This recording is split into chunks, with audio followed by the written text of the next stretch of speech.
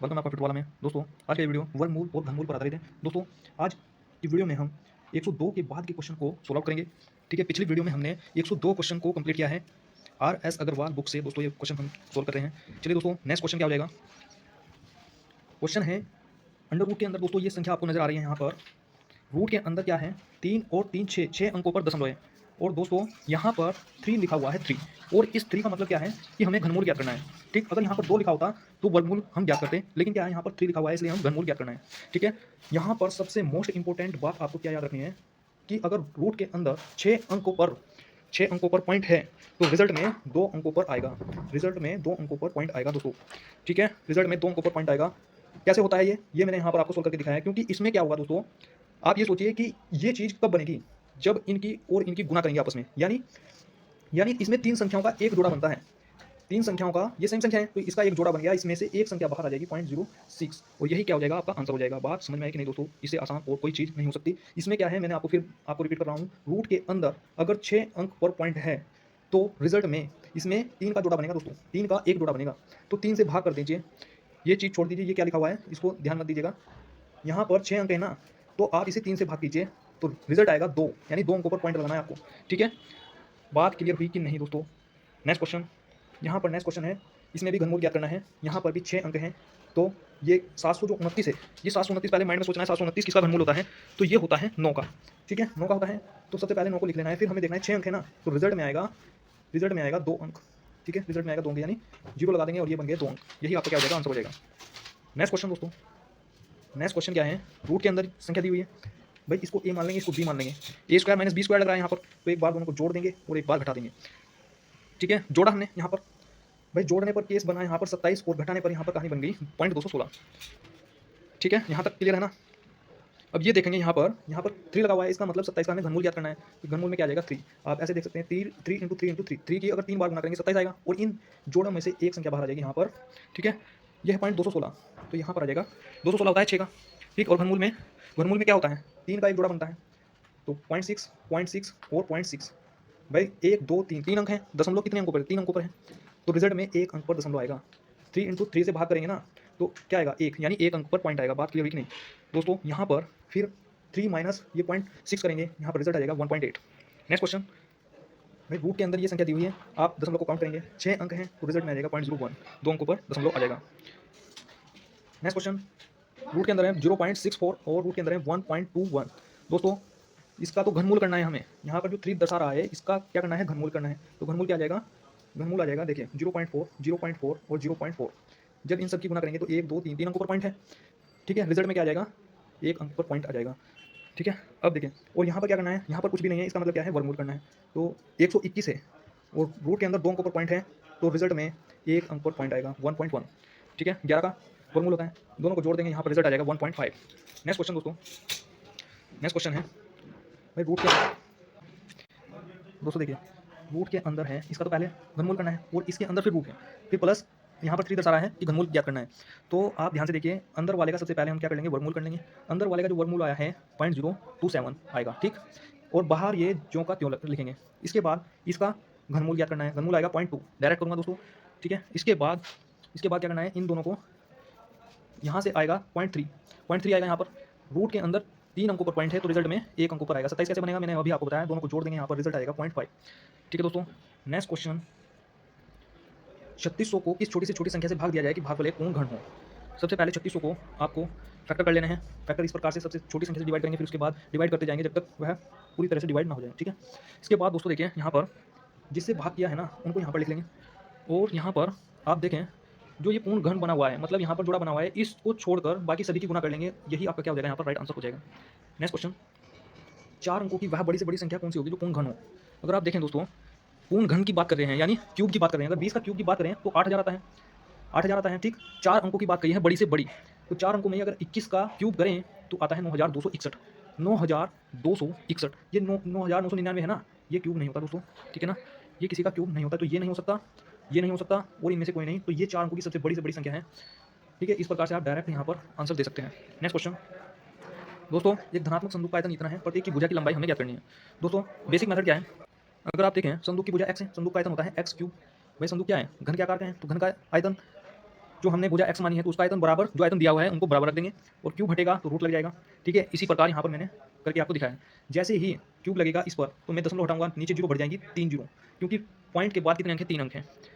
इसके बाद दोस्तों हमने 13,824 के यहाँ पर फैक्टर किए, और फैक्टर करने पर हमें क्या पता लगा कि दो का तीन जो दो है ना, दो का जोड़ा बनेगा तीन तीन का, और फिर दो का बनेगा, फिर दो का बनेगा, और फिर तीन का बनेगा। जो जोड़े बने हैं दोस्तों उनको यहाँ इस प्रकार से लिख लेंगे। और 1000 है तो 10 गुना 10 गुना 10 करेंगे तो यहाँ से भी एक जोड़ा आ जाएगा, नीचे 10 लिखेंगे। ठीक, सबकी गुना करने पर आ जाएगा 24/10, और नीचे एक जीरो है, इसका मतलब एक अंक बाद पॉइंट आ जाएगा 2.4 यहाँ पर राइट आंसर।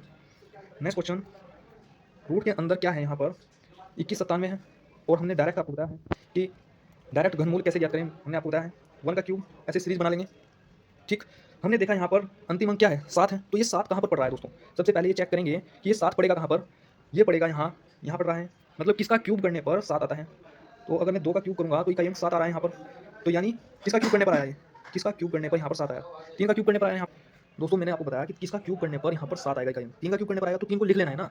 फिर आपको देखना है कि यहाँ पर 2 है, 2 आ रहा है यहाँ पर, तो ये 2 किसका मतलब किस संख्या के नज़दीक है, किस संख्या के नज़दीक है क्यूब करने पर। तो हमने देखा कि 1 का क्यूब करने पर ये 1 के नज़दीक है, तो इस 1 को यहाँ पर लिख देना है, सीधा यहाँ पर राइट आंसर आपका यहाँ पर निकल करके आ जाएगा। ठीक है, पिछली वीडियो में मैंने आपको बताया हुआ है कि किस प्रकार से करना है। 120 तथा 300 के बीच कितनी पूर्ण वर्ग संख्याएं हैं, जो पूर्ण वर्ग हैं, वर्ग यानी जिनका वर्ग बन सकता है पूरा पूरा, जो मतलब वर्गमूल करने पर वहाँ पर पॉइंट ना आए, पूर्ण संख्या को लेना है। 120 और 300 के बीच की बात कर रहे हैं हम, तो यहाँ पर 121 हो जाएगा, 121 11 का वर्ग होता है ना, फिर 144 12 का वर्ग होता है, 169 13 का होता है, 196 14 का, फिर 225, और इस प्रकार से संख्या लेंगे। जो संख्या यहाँ पर पूर्ण वर्ग बन रही है उन संख्या को काउंट कर लेंगे दोस्तों, यहाँ पर रिजल्ट आ जाएगा 7। ठीक है, नेक्स्ट क्वेश्चन, रूट के अंदर इस संख्या दी हुई है और के का मान हमें ज्ञात करना है। हमने देखा 196 है, तो 196 होता है 14 का, तो 14 हमने यहाँ पर लिख लिया, और ये यहाँ पर कोई भी सिंबल नहीं है, केवल रूट लगा हुआ है, इसका मतलब वर्गमूल करना है। रूट के अंदर 4 अंक हैं, रूट के अंदर 4 अंक हैं, तो भाग दीजिए 2 से वर्गमूल में, तो रिजल्ट आएगा 2 अंकों पर पॉइंट आएगा दोस्तों, 2 अंकों पर। 14 सबसे पहले हमने लिख लिया और 2 अंकों पर पॉइंट है, इसका मतलब 0.14 यहाँ पर आएगा इसका वर्गमूल करने पर। ठीक, इसको लिखा हमने यहाँ पर, फिर इसके बाद के लिखेंगे यहाँ, और 0.2 बटे में क्या कर देंगे, 1 कर देंगे, जिसके बटे कुछ नहीं होता उसके बटे 1 होता है। क्रॉस गुना कर देंगे यहाँ पर, क्रॉस गुना जब हम करेंगे तो k इंटू 0.2 बराबर 0.14, ये गुना में है तो गुना की चीज़ कहाँ जाती है, बटे में जाती है। दशमलव से दशमलव उड़ा देंगे यहाँ पर। ठीक, नीचे क्या है, नीचे 0.2 है ना, तो जब दशमलव हटाएंगे तो एक जीरो यहाँ पर नीचे बढ़ जाएगी। फिर सिंपल बन गया ये, 2 से काट देंगे, 14 7 बार कटेगा, 2 से 20 10 बार कटेगा। फिर नीचे एक जीरो है तो एक अंक पर यहाँ पर पॉइंट आ जाएगा, 0.7 यहाँ पर राइट आंसर होगा। ठीक है, option number B. Next question, 3√7/875 है, तो 7 से इसको काट देंगे, ये कटेगा 125 बार। ठीक, 125 को लिख सकते हैं 5 × 5 × 5, यानी 3 बार लिख देंगे। यहाँ पर 3 है ना, तो इसका मतलब अंदर हमें 3 का हमें एक जोड़ा बनाना है, तो इसमें से एक बाहर आ जाएगा 1/5। ये 3 दर्शा रहा है कि घनमूल हमें क्या करना है। नेक्स्ट क्वेश्चन दोस्तों, यहाँ पर प्रश्नावली आपकी कंप्लीट हो जाएगी, फिर इसके ए पार्ट और बी पार्ट रह जाएंगे। नहीं, ए पार्ट तो ये कंप्लीट हो गया है दोस्तों, इसके बाद बी पार्ट और अतिरिक्त क्वेश्चन रह जाएंगे। यहाँ पर दोस्तों कैलकुलेशन ज़्यादा है इस चैप्टर में, इसलिए थोड़ा टाइम लगा। यहाँ पर क्वेश्चन क्या है, 10 16 और 24 तीनों से विभाजित सबसे छोटी संख्या हमें ज्ञात करनी है।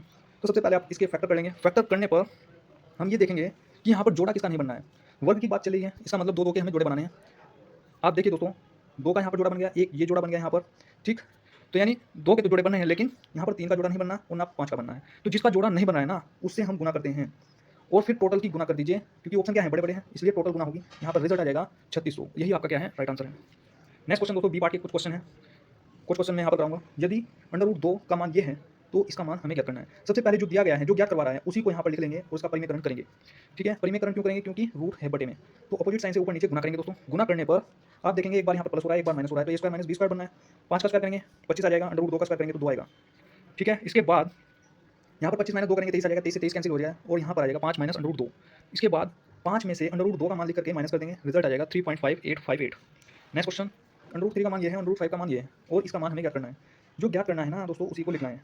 लिख लिया हमने। 8 को क्या लिख सकते हैं, हमें दोस्तों यहाँ पर फॉर्मूला बनाना है, इसके अंदर यहाँ पर फॉर्मूला कैसे बनाएंगे, इसको लिख सकते हैं 3 + 5, 3 + 5 लिख देंगे, और ये यहाँ पर ज्यों का त्यों। अब आप देखें यहाँ पर फॉर्मूला बनना है a + b का whole square, a² + b² + 2ab। अगर मैं √3 का स्क्वायर करूँ तो 3 आएगा, √5 का स्क्वायर करूँ तो 5 आएगा, a का स्क्वायर + b का स्क्वायर + 2ab, तो 2 √3 √5, √3 × √5 तो √15 हो जाएगा, 2 √15। इससे यहाँ हम कह सकते हैं कि √3 + √5, एक जोड़ा बाहर आ जाता है ना दोस्तों। ये जोड़ा करके मैंने दिखाया कि यहाँ पर a + b का होल स्क्वायर कैसे बन रहा है। ठीक, तो दोस्तों यहाँ से हम कह सकते हैं √3 + √5 बाहर आ जाएगा, और इन दोनों के मान ऊपर क्वेश्चन में दिए गए हैं, यहाँ पर आप देख सकते हैं। इन दोनों को जोड़ देंगे, यहाँ पर राइट आंसर निकल करके आ जाएगा 3.968। नेक्स्ट क्वेश्चन, भाई अंडर रूट के अंदर दिया गया है यहाँ पर ये।